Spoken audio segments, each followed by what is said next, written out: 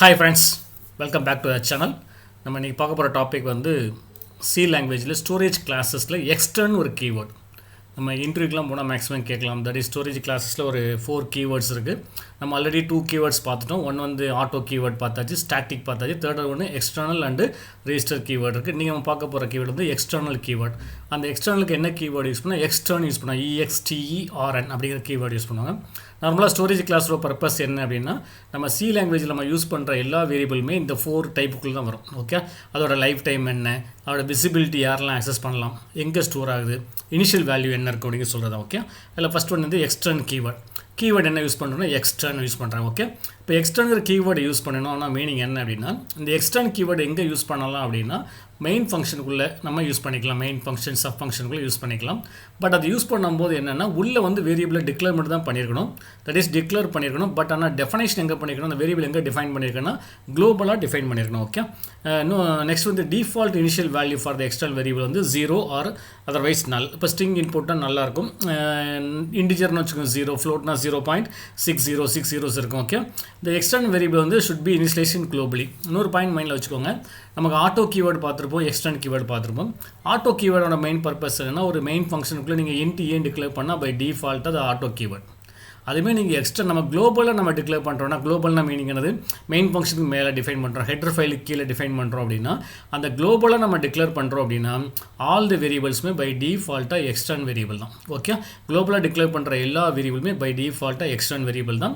நம்ம டிக்ளேர் பண்ணாட்டாலுமே அது extern variable தான். ஓகே, அப்போ எக்ஸ்டர்ன் வேரியபிள் எங்கே இனிஷியலைஸ் பண்ணணும் அப்படின்னா குளோபலாக மட்டும் தான் இனிஷியலைஸ் பண்ணணுமே தவிர பிளாக்குக்குள்ளே, தட் இஸ் மெயின் ஃபங்க்ஷனுக்குள்ளே நம்ம இனிஷியலைஸ் பண்ணக்கூடாது. ஓகே, டிக்ளேர் மட்டும் தான் allowed. Okay, okay, the visibility of the external variable is to the entire program வந்து visibility இருக்கும். ஓகே, நெக்ஸ்ட் வந்து many time டிக்ளேர் பண்ணிக்கலாம். பட் இனிஷியலைஸ் பண்ணுறது ஒன்லி ஒன்ஸ் தான் பண்ண முடியும்.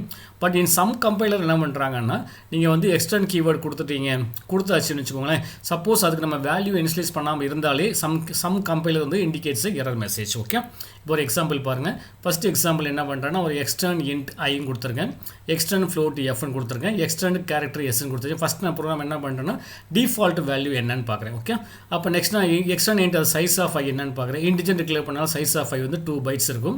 அப்போ நெக்ஸ்ட் ஐ integer value, float value, string value மூணையும் பிரிண்ட் பண்ணுறேன். நான் குளோபலாக நம்ம டிக்ளேர் பண்ணுற உள்ள டிக்ளேர் பண்ணணும், டிஃபைன் பண்ணுறது மெயினாக குளோபலில் பண்ணணும். நான் எந்த வேல்யூமே கொடுக்கல, இன்ட் ஐ, ஃப்ளோட் எஃப், கேரக்டர் எஸ் மட்டும் தான் கொடுத்துருக்கேன். எந்த வேல்யூ கொடுக்கலன்னா பை டிஃபால்ட் டிஃபால்ட் வேல்யூ வந்து 0, இன்டிஜருக்கு 0, ஃப்ளோட்டுக்கு வந்து 0.60 வருது, ஸ்ட்ரிங்குக்கு வந்து 4 வருது.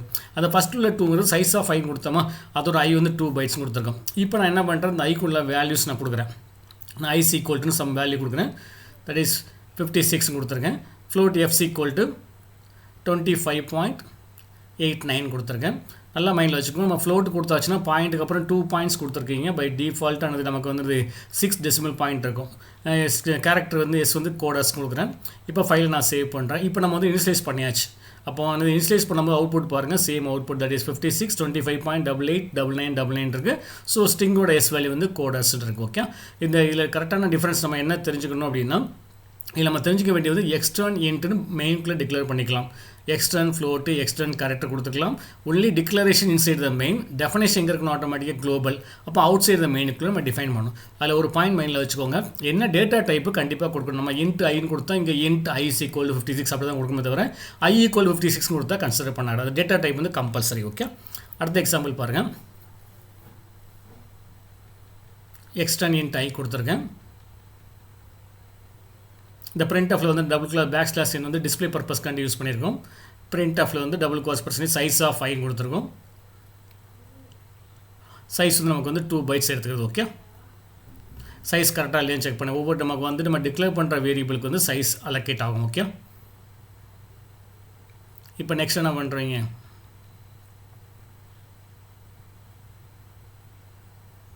பிரிண்ட் ஆஃபில் %d பேக் ஸ்லாஷ் நான் நியூ லைன் காட்டி இன்சர்ட் பண்ணிக்கிறேன். இப்போ நான் ஐ கொடுக்குறேன். ஆனால் நான் வந்து எக்ஸ்டர்ன் இன்ட் ஐ கொடுத்துருக்கேன். ஐக்கு ஒரு வேல்யூ நான் அசைன் பண்ணுறேன், 100 நான் அசைன் பண்ணுறேன். சரி, 100 இல்லை ஒரு 256 நான் சேவ் பண்ணுறேன். ஓகே, இப்போ வந்து எக்ஸ்டர்ன் இன்ட் i ஈக்குவல் 256 நான் சேவ் பண்ணியிருக்கேன். அந்த ஐயை பிரிண்ட் பண்ணியிருக்கேன். நம்ம ஆல்ரெடி சொல்லியிருக்கோம் எக்ஸ்டர்ன் கீவேர்டில் வந்து நம்ம என்ன செய்யணும்னா வருங்க extern variable cannot be initialized, பிளாக்குக்குள்ளே இனிஷியலைஸ் பண்ணக்கூடாது. அன்டிஃபைன் சிம்பிள் ஐன்னு வருது. நாட் அண்ட் அலவுடு டைப் உள்ளே வந்து நம்ம என்னது அலவுட் பண்ண முடியாது. ஓகே, அந்த 3 எரர் காமிக்கிற மைண்டில் வச்சுக்கோங்க. தட் இஸ் எக்ஸ்டர்னல் வேரியபிள் வந்து cannot be இனிஷியலைஸ் பண்ணக்கூடாது. ஸோ அதை நான் டெலீட் பண்ணிடுறேன். ஈக்குவல் டு 256 நான் டெலீட் பண்ணிடுறேன்.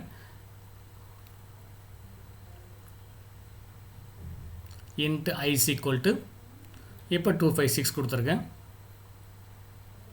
இப்போ வந்து பாருங்கள் சின்டாக்ஸ் படி பார்த்தா உள்ள எக்ஸ்டர்ன் இன்ட் இருக்குது. நம்ம டிஃபைன் பண்ணுறது வேரியபிள் இனிஷியலைஸ் பண்ணுறது குளோபலாக டிக்ளேர் பண்ணிட்டோம். இப்போ நம்ம ரன் பண்ணுறோம். First size of the bytes வந்து 2 வருது. ஐயோட வேல்யூ வந்து 256 சொல்லி பிரிண்ட் ஆகுது. So no mistake. Okay, suppose இதில் நான் இன்ட் கொடுக்காம ஒர்க் பண்ணுறேன்னு வச்சுக்கோங்களேன், கண்டிப்பானது எரர். என்ன எரர் பாருங்கள், டேட்டா டைப் நேம் வந்து எக்ஸ்பெக்டட், டேட்டா டைப் நேம் வந்து கம்பல்சரியாக வேணும். ஓகே, அங்கே இன்ட்டுன்னு கொடுத்தா கண்டிப்பாக இன்ட் இருக்கணும். ஓகே, நெக்ஸ்ட் இந்த இன்ட் வந்து நான் வந்து ஹெட்ரு ஃபைல் கீழே தான் போடணும் அவசியம் இல்லை.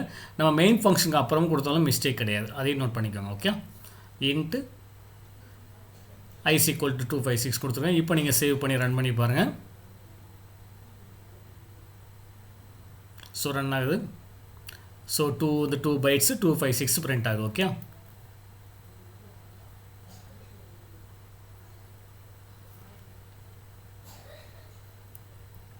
அடுத்த எக்ஸாம்பிள் நான் extern int i is equal to 28 கொடுத்துருக்கேன். சப்போஸ் இந்த எக்ஸ்டர்ன் இன்ட்டை நான் வெளியே கொடுக்கலாமா, குளோபலாக கொடுக்கலாம், உள்ள டிஃபைன் நம்ம ஆல்ரெடி சொல்லியிருக்கேன். நம்ம குளோபலாக டிக்ளேர் பண்ண எல்லா வேரியபிளுமே எக்ஸ்டர்ன் கீவேர்டு தான். ஓகே, நமக்கு எக்ஸ்டர்ன் நீங்கள் வந்து எக்ஸ்டர்ன் கொடுக்காட்டாலுமே அது டிஃபால்ட்டாக எக்ஸ்டர்ன் கீவேர்டு தான். எக்ஸ்டர்ன் இன்ட் i ஈக்குவல் 28 கொடுத்துருக்கேன். நான் உள்ளே வந்து நான் பிரிண்ட் பண்ணும்போது ஐயை பிரிண்ட் பண்ணுறேன். சேம் 28ங்கிற வேல்யூ நமக்கு பிரிண்ட் ஆகும். ஓகே, இப்போ நான் இன்ட் சீக்வல் நான் ஐ சேமா இல்லைன்னு செக் பண்ணுறேன். இன்ட் i ஈக்குவல் டு 15 கொடுக்குறேன். ஏன்னா எக்ஸ்டர்ன் இன்ட் i ஈக்குவல் 28 கொடுத்துருக்கேன். இன்ட் i ஈக்குவல் 15 கொடுத்தோம்னா ஆட்டோமேட்டிக்காக பாருங்கள் எரர் வரும். ஸோ என்ன எரர்னு ஆட்டோமேட்டிக்காக i வந்து இனிஷியலைஸ் மோர் தென் ஒன்ஸ். ஏன்னா நம்ம எக்ஸ்டர்ன் இன்ட்டு நம்ம டிக்ளேர் பண்ணிட்டோம் ஐயை. ஸோ இங்கே i ஈக்குவல் டு 15 கொடுத்தோம்னா ஆட்டோமேட்டிக்கானது so error. So one time தான் டிக்ளேர் பண்ண முடியும், டிஃபைன் பண்ண முடியும். ஓகே,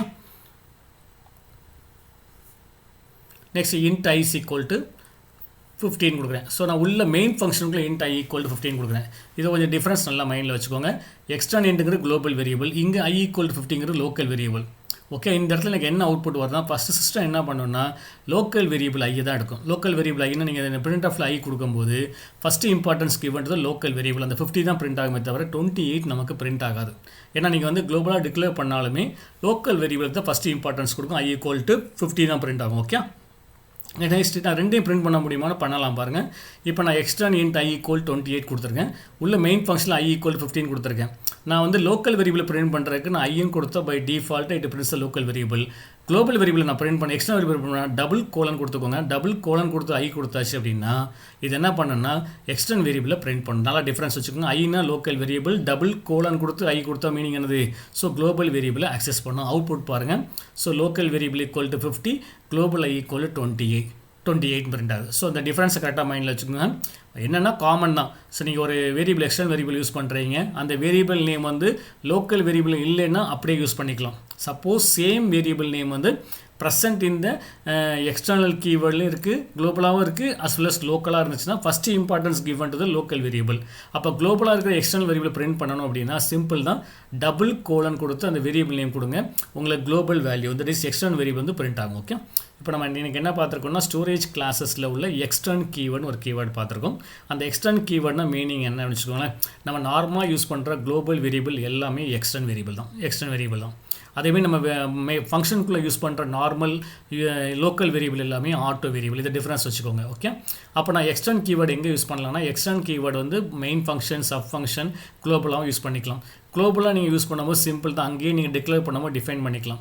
அதே மெயின் ஃபங்க்ஷன் ஒரு பிளாக்குள்ளே நம்ம யூஸ் பண்ணுறோம்னா extern int data type and variable name மட்டும் கொடுத்துடணும். பட் இனிஷியலைஸ் பண்ணுறது எங்கே இனிஷியலைஸ் பண்ணணும் அப்படின்னா குளோபலாக இனிஷியலைஸ் பண்ணணும். ஒன் டைம் தான் இனிஷியலைஸ் பண்ணணும். ஸோ ரிமைனிங் வந்து ப்ராப்ளம் கிடையாது. அது நெக்ஸ்ட் வந்து சேம் வேரியபிள் நேம் வந்து லோக்கலாகவும் இருக்குது, நெக்ஸ்ட் வந்து எக்ஸ்டர்னலாக இருந்துச்சு எப்படி அக்சஸ் பண்ணுறது அப்படின்னா first importance given to the local variable தான். அப்போ குளோபலாக உள்ளதை அக்சஸ் பண்ணணும் அப்படின்னா டபுள் கோலன் கொடுத்துட்டு அந்த வேரியபிள் நேம் கொடுத்தீங்கன்னா it access the global extern variable. Okay, so இதை நம்ம பார்த்துருக்கோம். ஸோ நம்ம ஸ்டோரேஜ் கிளாஸ் டோட்டலாக 3 பார்த்தாச்சு. தட் இஸ் ஆட்டோ பார்த்தாச்சு, ஸ்டாட்டிக் பார்த்தாச்சு, தேர்ட் ஒன் வந்து என்னது தட் இஸ் எக்ஸ்டர்ன் வேரியபிள் பார்த்தாச்சு. இன்னும் ஒன்றே ஒன்று இருக்குது ரிஜிஸ்டர் கீவேர்டு. ஓகே, ஏதாவது டவுட் இருந்தால் send the mail to SSC channel 786@gmail.com send பண்ணுங்கள். சேனலை சப்ஸ்கிரைப் பண்ணாமல் சப்ஸ்கிரைப் பண்ணி ஸ்டடி பண்ணுங்கள். ஸோ நெக்ஸ்ட் வந்து நம்ம சேனலில் வந்து நம்ம ஸ்டடி பண்ணுறவங்க வந்து ஃபஸ்ட் இயர் மட்டும் படிக்கணும் அவசியம் கிடையாது. தேர்ட் இயர் ஃபைனல் எல்லாம் பிளேஸ்மெண்ட்டுக்கு வந்து நம்ம பிளேஸ்மெண்ட் ஓரியன்டாக கொஸ்டினும் பப்ளிஷ் பண்ண போகிறோம். ஸோ யூஸ்ஃபுல்லாக இருக்கும். சேனலை சப்ஸ்கிரைப் பண்ணி ஸ்டடி பண்ணுங்கள். ஸோ தேங்க்ஸ் ஃபார் வாட்சிங். தேங்க்யூ.